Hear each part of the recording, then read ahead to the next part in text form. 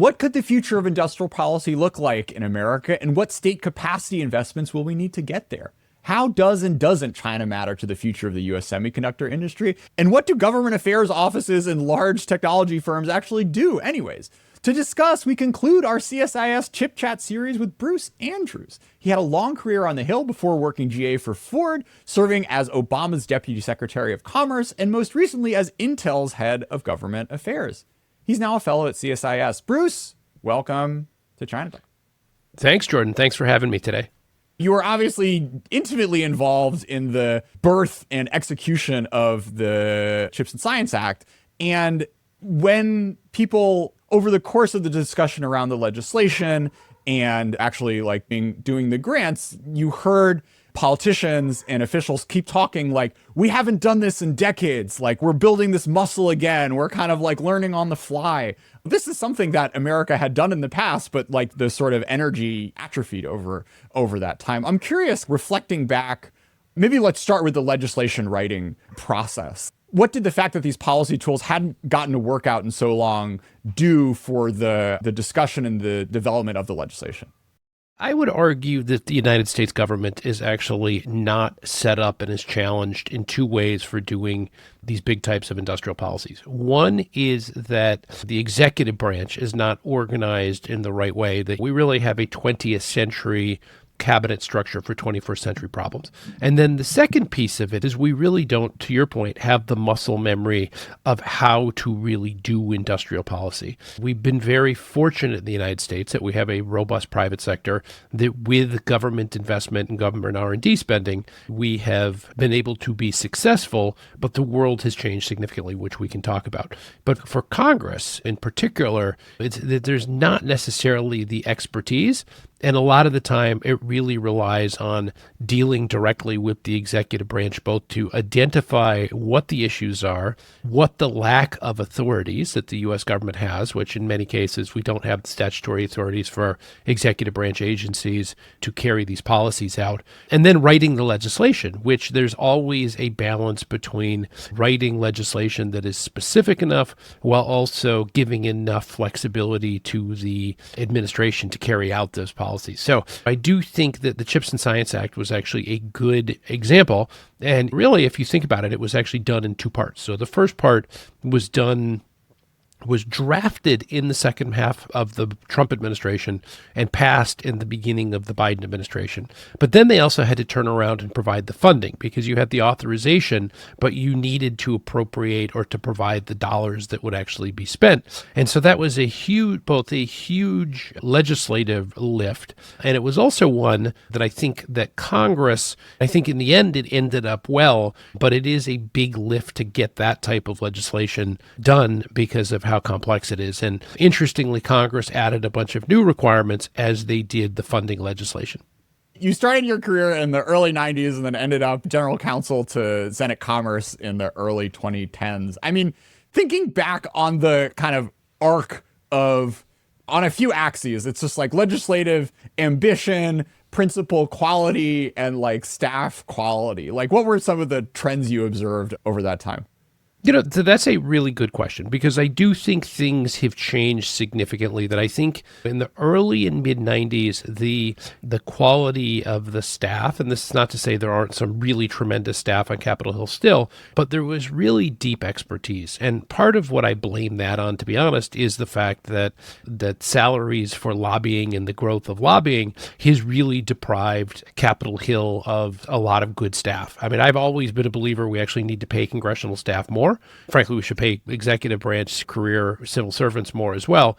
But what happens is if you're a young Hill staffer, or even a very experienced Hill staffer, you look out and your colleagues in the private sector are making 2 or 3 times what you're making. Your incentive to stay on Capitol Hill and make a career with a deep expertise and a deep experience is less so. And the good news is there are plenty of really great people who make a career on Capitol Hill. I also see more turnover, a higher turnover rate, and less tenure in a lot of important jobs. I think since the early 90s, I think you see a lot more of that now.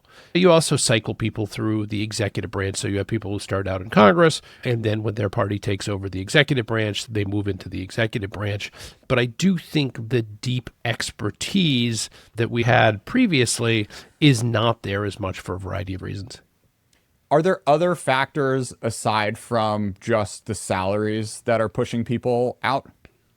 Look, I think it is, I think sometimes it's stressful to work on Capitol Hill. There is a lot of attack on public servants. There's a lot of criticism. I think there's a lack of understanding, both of career civil servants and senior staff on Capitol Hill, how talented and really good they are.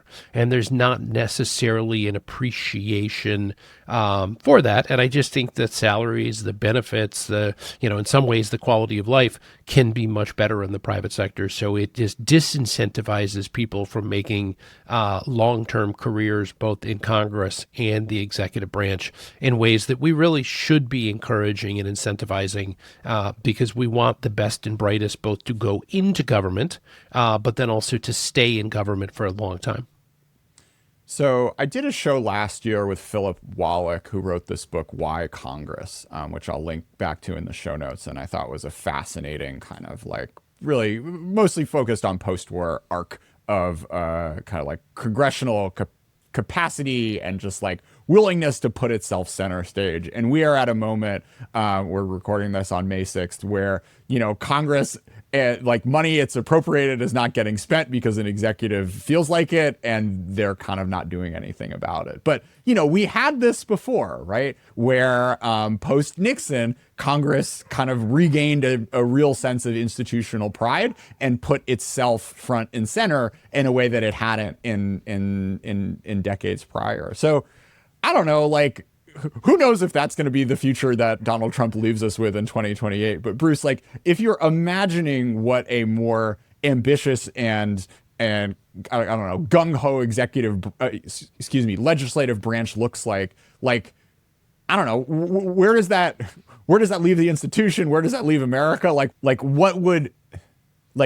things would need to happen in order to have a new flourishing, maybe here's how I'll frame it. So like, the Chips and Science Act, we've talked about a lot on the podcast, was this like crazy, perfect storm of, COVID and like it's sort of bipartisanship and a really eager executive that like happened to allow people to do a big bill. But, for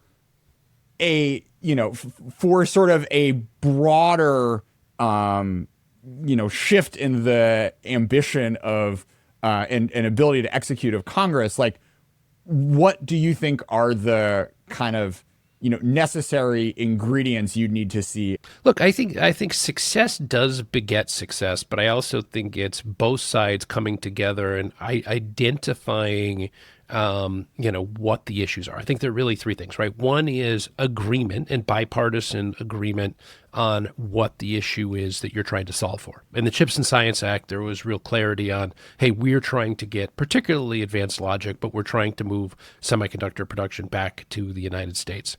Second is an agreement on what tools government has or should have in order to do that. And in the Chips and Science case, I think that people looked and they said, hey, that Taiwan and Korea and China have spent the last 30 years providing incentives to help their industries to be successful. The U.S. has sat on the sidelines and let the private sector do it, and we now have watched the majority of advanced logic production move overseas. So second is, hey, we see the problem, which is the need to close the cost gap between the U.S. and Asia, and they put in a solution that was able to do that. And third is bipartisan support. And I do think, there were a number of heroes, in my view, of the CHIPS Act on both sides of the aisle, right? You had people like, on the Democratic side, you had, Ro Khanna and Chuck Schumer and endorsed Matsui and people who said, hey, there's a problem. And on the Republican side, you had great, senators like Todd Young and John Cornyn, Mike McCall in the House, who said, hey, we agree with you. This is a big problem, and let's work together and work even over the politics. And, as you'll recall at the end, the CHIPS Act sort of got caught up in a little bit of last minute politics because of some of the other things that were going on unrelated to the CHIPS Act. And, to their credit, the champions on the Republican side, the Mike McCalls and the John Cornyns and Todd Youngs really helped push it through and help to get it done. So I think you need all three. So you need clear identification of an issue. You need clear government solution and then a narrow and tailored way to provide the tools to do it. And you need bipartisan support to be successful. Yeah, I mean, I guess that's really nice to hear. But, it seems like that we have never been further away from that. When you have a president who's like blowing up the NIH because he feels like it, to that, like we're going to need to have some big thermostatic like response to what we have now, because it's just this is not the glide path. This is the plane lands and crashes, and then we're like, oh, I guess we got to do something. That's right. And you've got to have an agreement that there are solutions we can put in place. And I think that's often, I do think when you get down to the member level, you actually get a lot of good thinking and a lot of good bipartisan agreement, but then translating that. And unfortunately, if I were going to have one critique of Congress right now, it would be that often, we're not legislating big issues. We're more legislating when there's a crisis. And I do think, there are lots of really important issues out there every single day that we need to be addressing. But unfortunately, it more seems to be that we get to the level of a crisis, and then it's easier to pass legislation. And I think we need a little bit to get back to the old days of real bipartisan agreement and the ability to work in a bipartisan way and not to be pressed by, your colleagues in either party to say, hey, why are you working with those people of the other party? Let's just win the next election and then we can do it our way, because that's been going on for a long time, where I think both sides have thought, hey, if we just wait until the next election, we'll win, we'll be in charge of, fill in the blank, the House, Senate, the White House, and then we can get our package. And the reality is that doesn't work. With the filibuster in the Senate, with the need for getting things done in the close margins of the House, and of the nature of the White House, thinking that we can just put off our problems and, if we just win the next election, we'll solve them, is never that easy. Let's turn to the executive branch. So, the Chips and Science Act, it basically got to hire the pick of the litter because they had special hiring authorities and were able to really bring together this crack team from, some government vets, but a lot of folks from, from Wall Street and a little bit from the semiconductor industry too. I mean, what does it say about Dan Kim on a podcast the other day said that in 2016, there were only two people who were thinking about the commercial semiconductor industry and government. What does I don't know, what does good look like here? How do we, what are the sort of institutions you would have loved to have had that were kind of building that commercial understanding and institutional muscle for whenever we have to do this the next time, it's not such from a dead start. Well, first of all, I would just start with the fact that I don't think government is totally organized in the best way right now, right? I do think giving, not just, I don't think the answer is just taking a chainsaw and eliminating agencies, but I do think having some flexibility to reorganize government for the 21st century and for the digital world. We still have a very 20th century analog model that was built mostly in post-World War II and over the second half of the 20th century, for a very very different world. So, look, if I were king for the day, part of it is I would start by reorganizing the government to be much more focused and move some things around so that they made more sense. And I do think President Obama tried to do that, or he talked about doing that with the government reorganization. The Commerce Department is a perfect example, where I would meet with counterparts from, METI in Japan or Ministry of Commerce in China or wherever, European Union. And, counterparts would have a much clearer set of mandates and authorities and a clearer set of responsibilities. And you would have basically all of the business related functions within the country, within one agency. So one is organizing government in the right way, but I don't know if that's going to happen anytime soon. So let's go to the second. Well, no, let's stay here. Let's do a little more fan fiction. All right, what are you pulling in and putting out? Let's go a level down.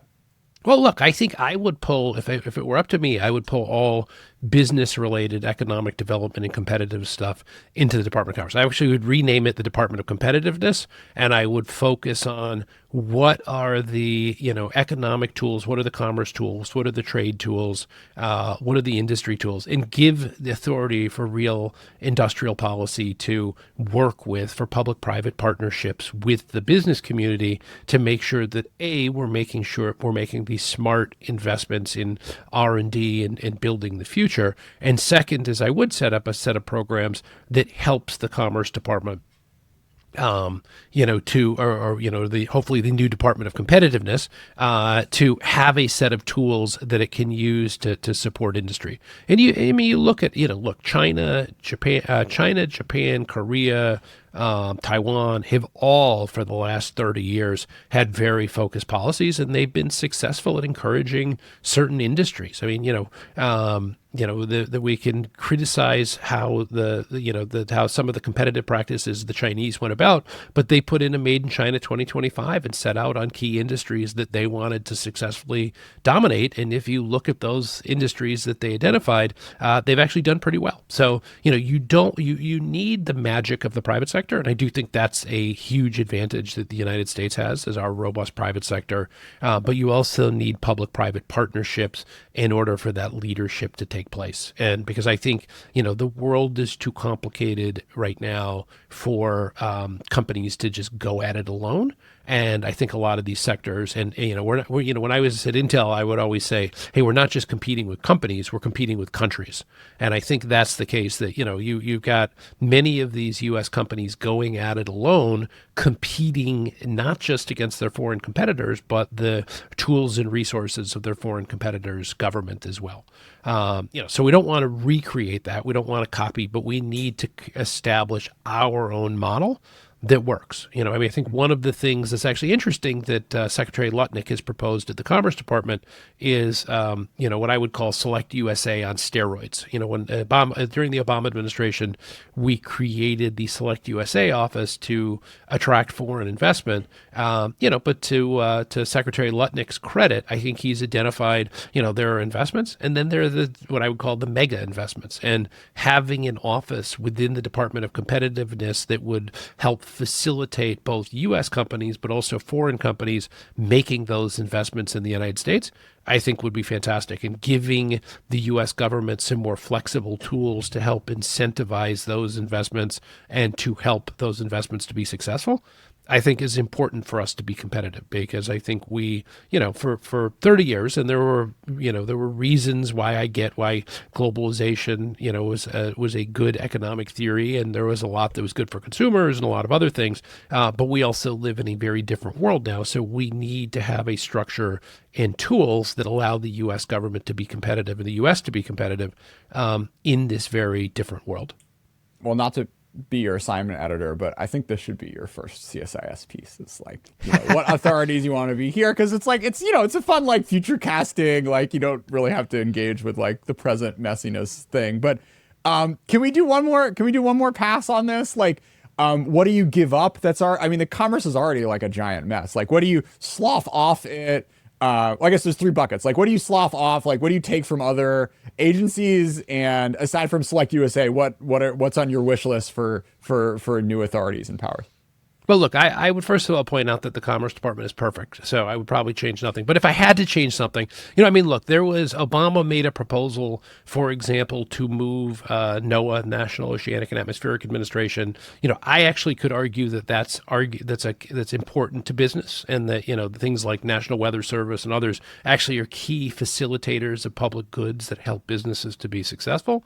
Sure. But there was talk of, for example, moving the Small Business Administration into the Department of Commerce. Like, it doesn't necessarily make sense that we have SBA, we have SBIR programs around the government, we have Economic Development Administration at Commerce, and that we have, at that time, and I think President Trump has talked about eliminating, but the Minority Business Development Administration. So number one is I would consolidate, all of these different economic and small business, minority business programs into one part of the Department of Competitiveness for it to be successful.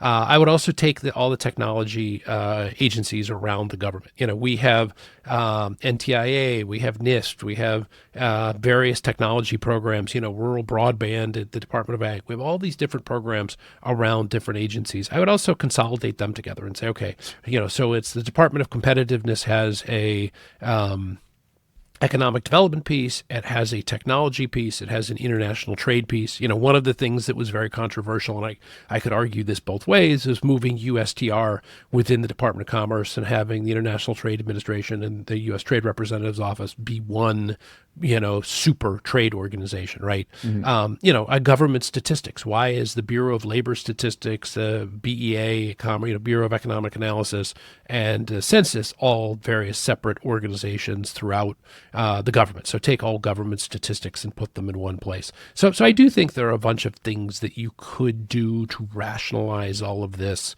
and to help the U.S. really to be supercharged and competitive. And frankly, it does. One of the reasons that Obama ran into trying to get this consolidation authority was Congress didn't want to give up the various committee jurisdictions. But when I was at the Commerce Department, we had I think it was 8 full committees and 79 subcommittees that has jurisdiction. Jurisdiction over the Department of Commerce. That doesn't really make a whole lot of sense. And let me revisit, because you also raised chips and science, and it might be worth talking about the history of how we got there if you'd like to. Sure. So, within all this context, let's do a little history lesson on how chips and science came to be. So the interesting thing, and you mentioned something that's really important, which is, in 2016, there were only 2 people within the U.S. Government who are experts on semiconductors, and I learned this in November of 2015 when I spoke as the Deputy Secretary of the Commerce Department to the Semiconductor Industry Association, and interestingly, at that time, the SIA CEOs who previously had all been very confident of, A, government stay out of our way, we don't need your help, and B, we've got this, we're 10 years ahead of China, we don't really need government assistance. And so when I spoke to them in November of 2015, I saw what I would almost describe as a sense of fear in their eyes about the Made in China 2025 program and the what was called the Big Fund, the $250 billion fund that the Chinese government had set up to help facilitate their semiconductor industry. And, so I took that back and sat down with my then boss, Secretary Penny Pritzker, and Penny and I said, okay, let's put a plan together to help the U.S. semiconductor industry. What would that look like? What would a playbook look like to help the U.S. semiconductor industry to compete with Made in China 2025? And what's funny is, so I called the Assistant Secretary of the International Trade Administration for Industry and Analysis, and I said, okay, we need to put together a semiconductor plan. And he said, okay, I'll bring my one guy up and let's talk about it. I'm like, oh no, we only have one guy doing this. Now the good news is there was a guy named Travis Mosier who was super talented, super smart, and knew these issues quite well. But we literally put together a plan. We put together a playbook and we put together a plan and we said, okay, what is it the U.S. government can do? And what was interesting is we initially got some pushback because people said to us, well, number one, why are semiconductors special? Which obviously is an enabling technology. They're very special. And number two, and strategic. And number two, we got some pushback because people said, well, if we help the semiconductor industry, won't other industries be unhappy and feel like we should help them too?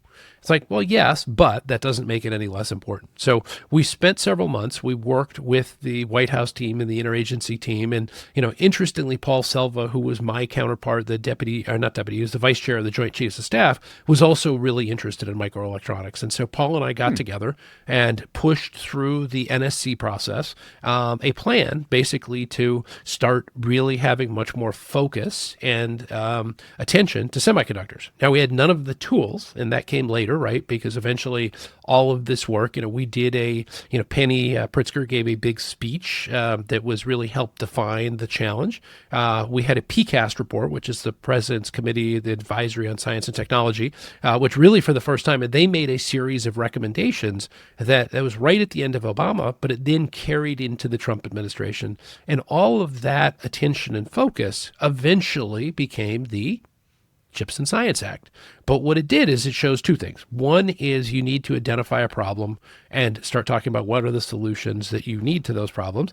And two is you need really focused energy and intensity, because nothing happens fast either in the federal government or in Congress. So even though it took several years for all of this stuff to come together, we were successful at both putting focus on the attention, setting a set of tools, and then enacting a program that the U.S. government, and I do think it's by far and away the biggest piece of industrial policy we've seen, at least in the last 50 years. Well, I guess we sort of ended it at your time in the Obama administration. So let's kind of pick it up from there, from the perspective of an Intel executive. Like what is government affairs, and maybe using this story as a case study, like what can and can't, or what is easy and what is hard for like industry to do to make things happen in the legislative and executive branches. Sure. I mean, look, to me, government affairs is really education, right? It is bringing information to government policymakers to help understand the challenges the private sector is facing, and then also help to start having a discussion about what the solutions look like.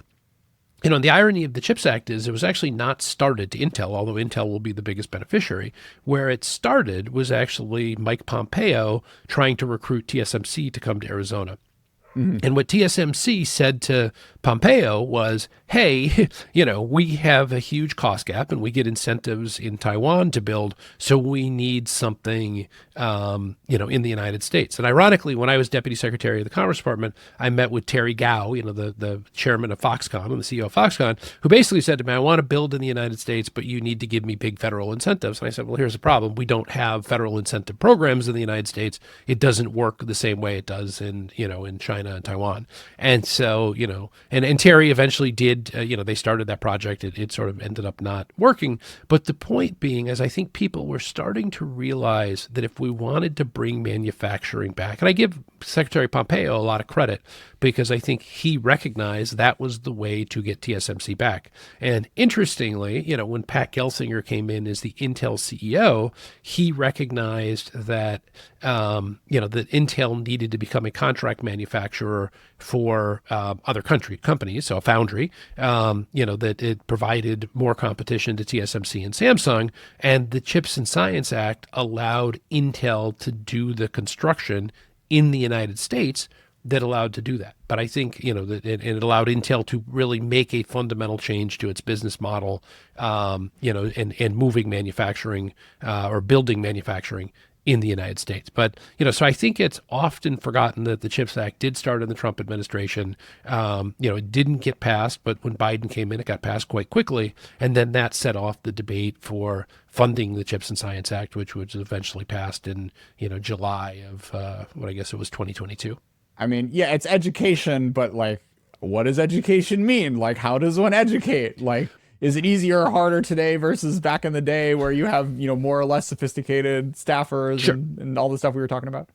Yeah, no, I mean, look, and in the same way that you did not have expertise within the Commerce Department, I'm not sure there was a single person who I would say had any level of expertise on semiconductors in the Congress. And someone's probably going to call me and say, hey, I was that person, you're wrong. But let's just say for the purpose of argument, there really was not a deep level of expertise. And, the good thing about a company like Intel is it's got a huge number of very smart experts who are sitting around thinking two things. One is understanding the global industry, so being able to present a picture through data.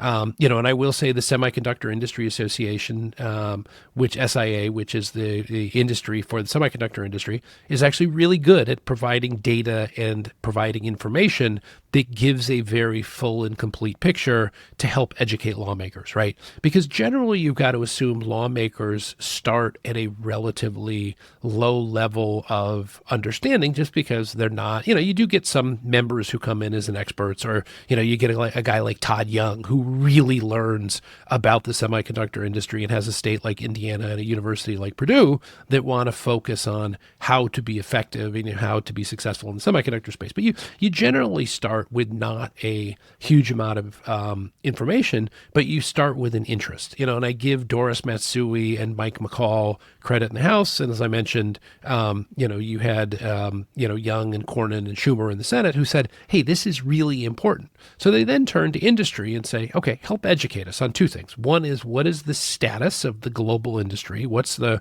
so helping to define what is the problem we're solving for. And then second, and I think this is where, the companies are really helpful, is to be able to say, here are the tools that if you had, you could help us. And so in the case of the CHIPS Act, it was identifying that there was a 30 to 45 or as high as 55% cost gap between manufacturing in the United States and manufacturing in Asia. And so the CHIPS Act, both the grants, but also the 25% investment tax credit, were all about filling that gap and helping U.S. Manufacturing to be competitive. And, that's not something that members of Congress or the people in the administration may necessarily totally understand well on their own. And so that's where, private sector actors can come in and help educate them as to, what those tools would look like to be the most successful. That is a nice story. And I think, perhaps your average American or maybe your average independent tech policy podcaster would see this and see something wrong here, right? Of the fact that the U.S. government had one guy, the fact that the executive branch had one guy, the fact that Congress had no one, and that there was not think tanks, we can debate how independent they are from corporate money. Academics, we can also debate how they are from corporate money, particularly when you're talking about these, high technology industries where there's a lot of, university to industry connection. And it's just like, sitting here as a big fan of the CHIPS Act, it was kind of concerning to me seeing that every voice in this debate was, funded or connected to, industry. And I guess as we, if we end up doing more and more industrial policy, it would be nice to have voices whose paychecks are not, necessarily connected to these outcomes to also be able to inform legislators. Yeah, and I would say two things to that. I mean, one is I think that the American people had a real crash course in the importance of the semiconductor industry during the during COVID, when they couldn't buy products because there were not an availability of semiconductors because they were all being sourced out of Asia, right?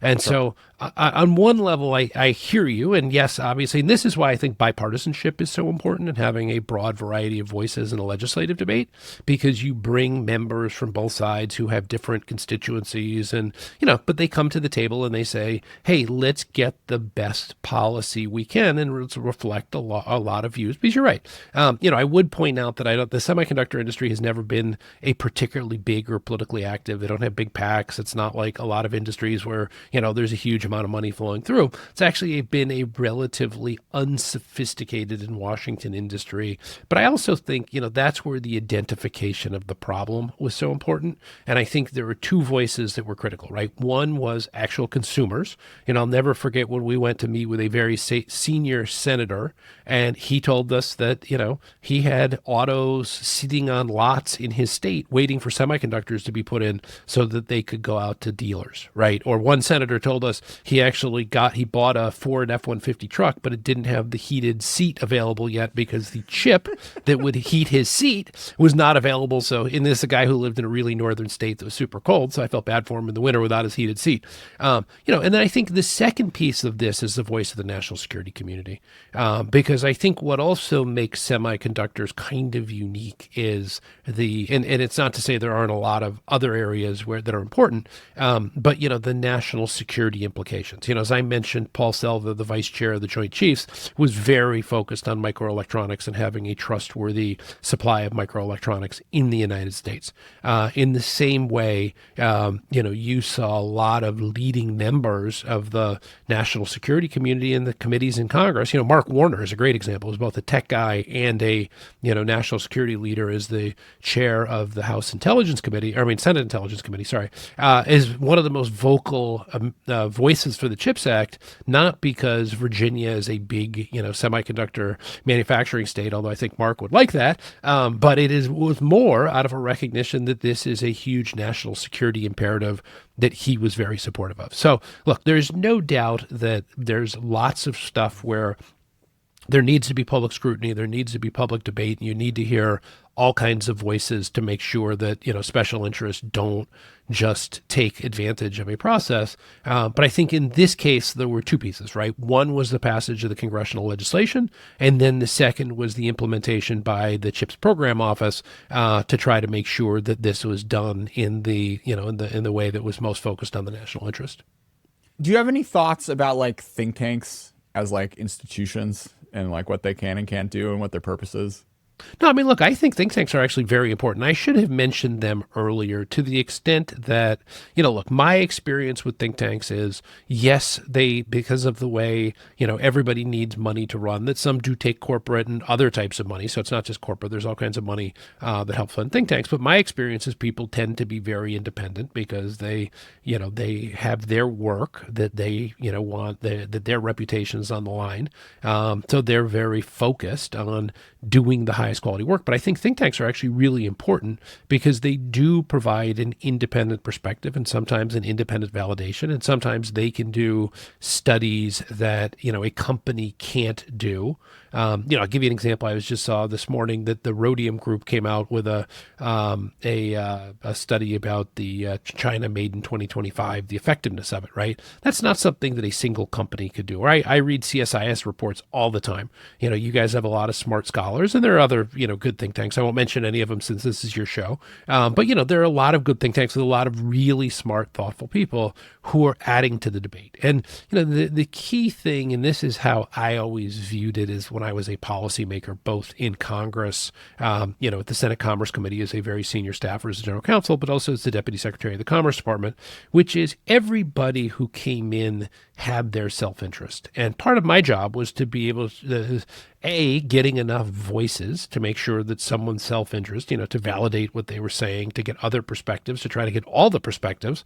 My rule when I was in government was always I would meet with anybody and listen to you. I might tell you no, and I might tell you that I think you're completely wrong. But that's okay. That's actually how the system works, right? It should be a dialogue and it should be a back and forth. Frankly, it should be a really robust public debate, and we should have hearings in Congress, and we should have lots of different perspectives aired. And then you've got people who, in the end are going to have to make decisions, but at least you've had a broad set of opinions and views and data put on the table. And then policymakers have to be able to sort through all of that. And that's one of the reasons both policymakers having expertise, but also having staff with expertise to help sort through, this massive amount of information that comes in. But I've many times seen think tank reports that really help to shape legislation or help to shape either the identification of problem or identification of solutions. And frankly, sometimes bring bipartisanship, sort of my three components for what, you need to be successful. But I actually think think tanks play a very important part in that. So you mentioned America or senators getting lessons in the semiconductor industry from having cold butts. Well, America's also about to get a whole lot of lessons in trade policy, thanks to what's been happening over the past few months. I don't know. What do you want to say about this stuff? We can do chip specific, economy in general, like. No, I mean, look, this is obviously a very complicated topic. I get that, and what President Trump has said, I agree with him. Two things.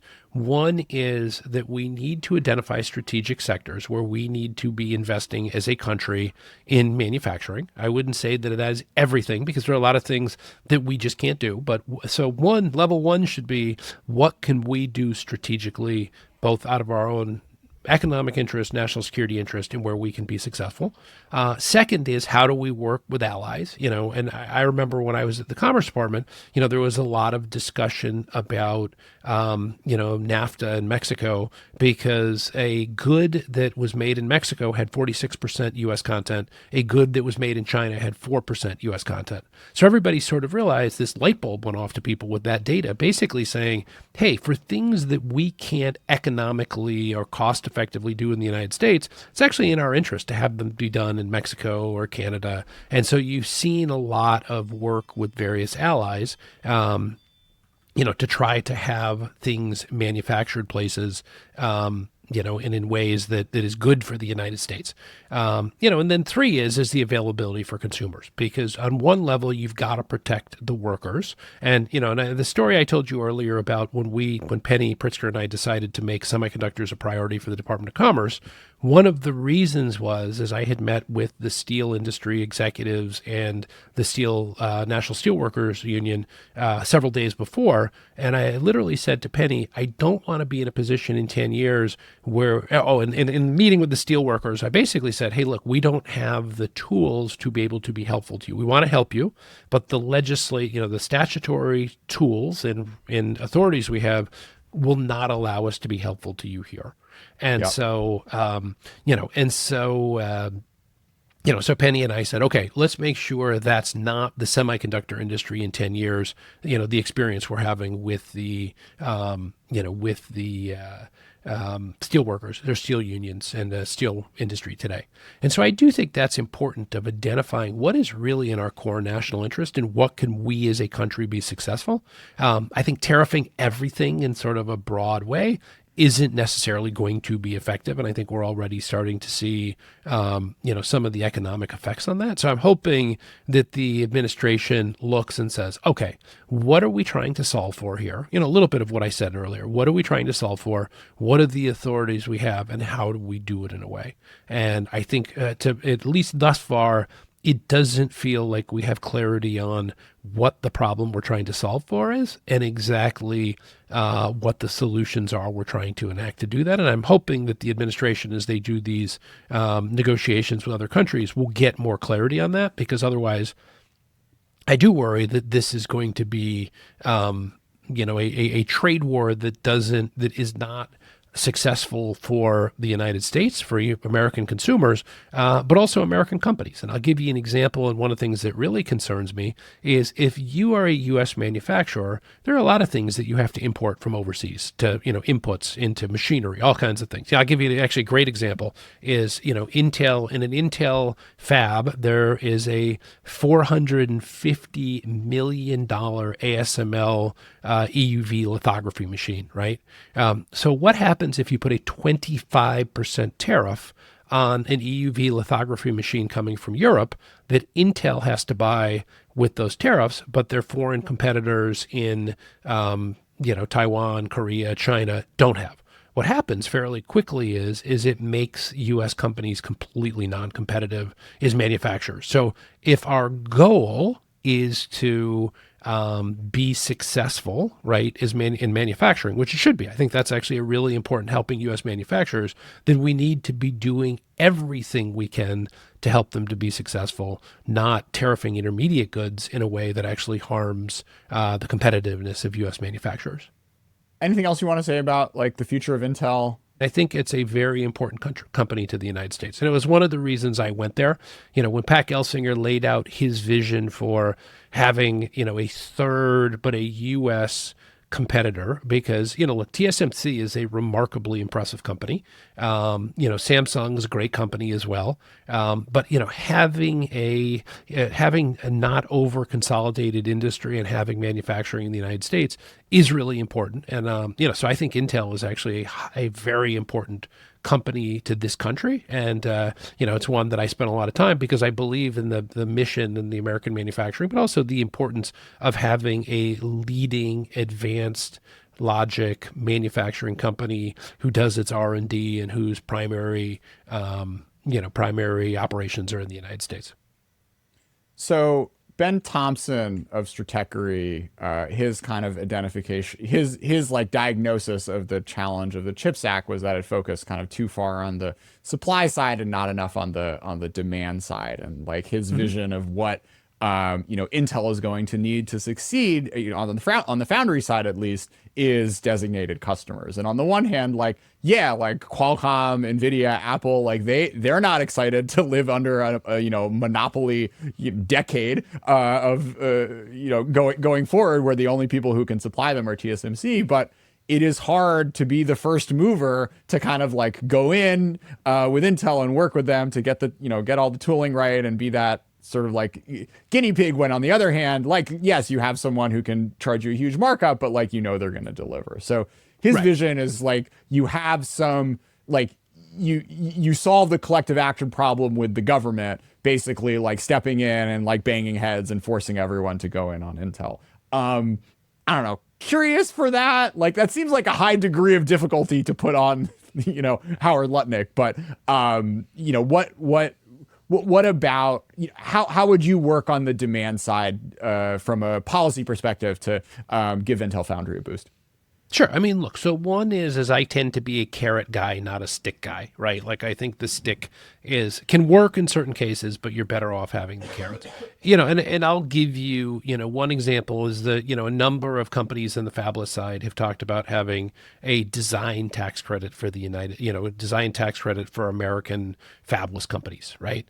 And during the CHIPS Act, they lobbied, but Congress did not add a investment design tax credit for the fabless industry. But look, I do think I could see, and I know there are policymakers who believe, sure, let's give them a design tax credit, but let's do it if they manufacture it in the United States, because what we don't want to do is give them a design tax credit to then go and manufacture in Korea or Taiwan or China. And so, I think that's one possibility. I think there's going to be a set of discussions, because I do think if we have identified this as a national priority, and for that reason, I do think trying to find some tailored solutions. Intel's got to do its piece to be, competitive. And then on the other side is having some, particularly, I think, carrots to encourage companies to embrace that and manufacture here in the United States would actually be a really good thing. So, Bruce, earlier you mentioned, as Deputy Secretary of Commerce and in the Senate as well, you meet with everyone. I'm curious, kind of thinking back to that before you spent, the past few years in the semiconductor industry. Were there other industries where you're just like, oh man, like these guys really get it. They're super sharp. It's a really good question. I mean, short answer is yes. Look, I think there are a lot of really smart and talented companies out there, and I was constantly surprised by the quality. And I think the tech space is one, but there are a whole bunch of areas where you have really sharp, really talented leaders in those companies. I think tech was definitely one, because I think, tech, and particularly since the late 90s, has attracted a lot of great talent. And, the people running these companies are actually very smart, talented people. And so I meet them and go, wow, they are really smart. But no, I found that more often than not. Every once in a while I would meet with people and I'd be like, God, your arguments suck. Like, I could help you write your talking points better than you have written them. But for the most part, I actually found most companies, particularly in, areas that tended to be both technical, but, very competitive, highly competitive industries, that I actually found people to be quite smart and impressive most of the time.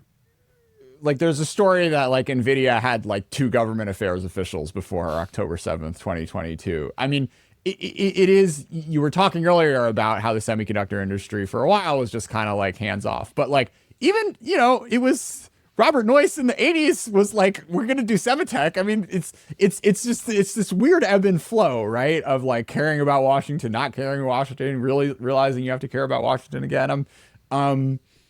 Is it a California thing, or like this is so far away? Like at what point, maybe for semiconductors and just industries broadly, do they kind of like, does the light bulb turn on that like this place is really important to us and we gotta get serious about it? Sure. I mean, look, I think it's been an evolution over the course, but particularly it's accelerated in recent years. I think for manufacturing companies, they tend to get it more because they actually had physical locations, right? So for a company like Intel or Global Foundries or Texas Instruments, you got the importance of interrelationship with government. But, NVIDIA is a good example where they didn't have a PAC, they didn't have any lobby, they didn't have anybody registered to lobby probably until I guess 2022 sounds right. But I remember when I first met them when I was at SoftBank, they said, "Oh yeah, we have nobody registered to lobby in Washington. We don't do lobbying." But I think a couple things have happened. One is the world has become much more complicated. The geopolitics are driving a lot of the technology policies, right? And then second is things like export controls, which directly impact companies, have taken place. But I do think there has always been, particularly in Silicon Valley, but in a lot of other industries, a deep libertarian streak where it's like, hey, we don't need help from government. Basically leave us alone. We'll compete. We'll be successful. We can do this. We don't need you. And whereas other industries, pharmaceuticals is a good example where government health policies, right, have always been very directly related because you have Medicare and Medicaid funding, or, the auto industry where, government policies on CAFE. So, the semiconductor industry had not been particularly heavily regulated, and particularly true on the fabless side. So the companies that just did design but didn't do their own manufacturing. And, the world has changed, and and I think as the world changed, people realized, wow, we really have to engage here and we have to be in the game. But that is not unusual of many other industries. But I do think the kind of libertarian leave us alone streak in Silicon Valley tended to be much deeper than a lot of other places. Yeah. And it's, I think like Trump trade policy is going to put that to bed for literally every industry, probably for. I'm sure, been a wake up call to a lot of companies for sure. I'm curious for your reflections from a sort of like GR corporate messaging perspective on, how you bend to the prevailing winds in Washington. There have been a lot of examples, I think, over the first few months of the Trump administration, which, almost show the extreme of this, with corporations really bending over backwards to kind of like use the language and rhetoric of the Trump administration. But this is something that happens all the time. So I'm curious, like, to what extent you see this as like a disjuncture versus just kind of par for the course of trying to ingratiate yourself with the party in power. So look, I would say it's a little of each. I mean, on one hand, I think historically, all players, it's not just companies and corporate CEOs and lobbyists or whoever, have always tailored their message to how they think it will be best received by policymakers in power, right? And so, and I do think starting in 2017, but accelerating, that China has become a much more used argument for almost every, regulatory policy or whatever. When you see Meta saying, oh, we need to not be regulated as much because we need to compete with China, you just realize that that's something, probably because it's actually something that appeals to policymakers, right? Like the speakers are always going to tailor their message to what they think is going to be most effective with the audiences. So I think that's one piece. And I do think, look, President Trump is very assertive. I think companies have approached the administration carefully and wanting to get on their good side and understanding what those things that, that President Trump sees as part of his priorities and his legacy. And I do think that you have seen companies kind of tailor their messaging, as they have, for pretty much every other administration, but they've definitely tailored that messaging as part of dealing with the administration. Can we reflect back a little bit on the Pat era? Because it was sort of remarkable, right? Where, he wouldn't say China, he would say American national competitiveness or what have you. But then I remember, he still had to go to China every once in a while because it was such an important, market for Intel to sell into. So I guess like, reflecting back, like as you guys were sort of managing that and then managing like annoying podcasters like me whining that Intel is investing in Chinese chip design, AI chip design companies or whatever. Like what is how do you think through that calculus as you're trying to maintain market access to a country that the U.S. is not super happy you get so much revenue from? Sure. Well, I mean, I guess I would say two things. I mean, one is you've got to look at facts, right? And for everybody in the semiconductor industry, and Intel is probably in the pack sort of average, but there are definitely companies that have a much higher amount of their revenue come from China. So for American semiconductor companies to remain not just competitive, but to remain as leaders, actually the Chinese market is quite important because about, anywhere from 30 to 40% of the market is in China. And that's changing a little bit now that, Apple's moving phones out and Dell and HP are moving laptop production out, and you're seeing changes in the footprint, but you're still going to see China be a very significant market for all these companies. And so then the companies have a balance, right? Because on one hand, in order to continue investing in R&D and continue investing in, factories and other things in the United States, you can't drop your revenue 30%. If you lose 30% of your revenue, you're dead, right? You have no company. If you lose 30% of your revenue, you stop being competitive. So the question is how to find a balance, which is to remain competitive and be successful, while also respecting U.S. national security concerns, which is a lot of what has driven, the government to make policies that tend to reduce companies' access to the Chinese market, and in some ways the Chinese as well.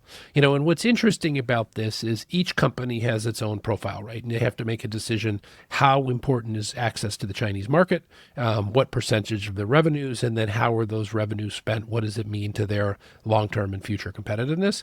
And so it's a very challenging calculation for any company to make, but for any company that does business in China, and you can see, sometimes companies that are really vocally anti-China, right, don't have any revenue in China. But for companies that want or need to be successful in the Chinese market to remain leaders and remain innovators and remain competitive, then it is definitely a delicate, a delicate process, which is how do you maintain that?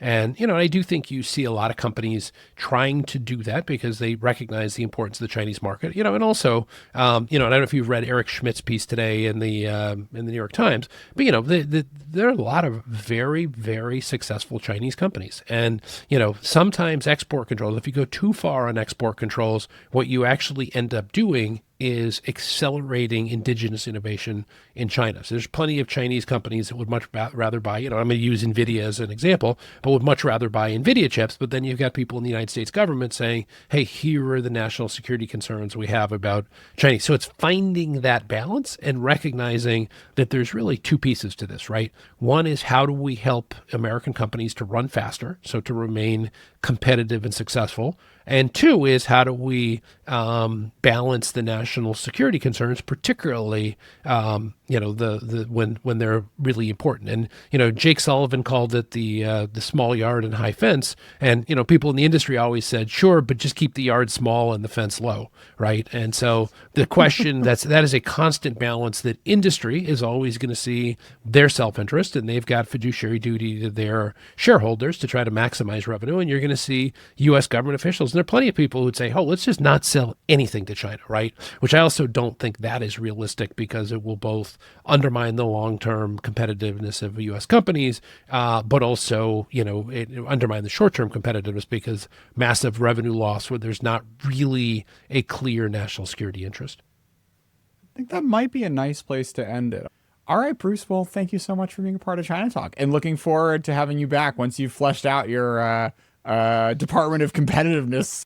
I know. I'm excited for that. It's going to be the Department of Competitiveness is actually very, very important. It's something that I used to spend a lot of time thinking about. I have thought less about, but is one of the things that has really struck me in reading, about Ezra Klein's new book Abundance, which is, he talks about the need for having a government that works well, right? And I think part of it is it's always been very clear to me we are not organized for how the world exists today. We're organized for how it used to exist, and to be successful, we've got to do that. An abundant Department of Competitiveness is, I think, all we can hope for the next few years. Bruce, thank you so much for being a part of China Talk. Happy to do it. Great to see you, Jordan.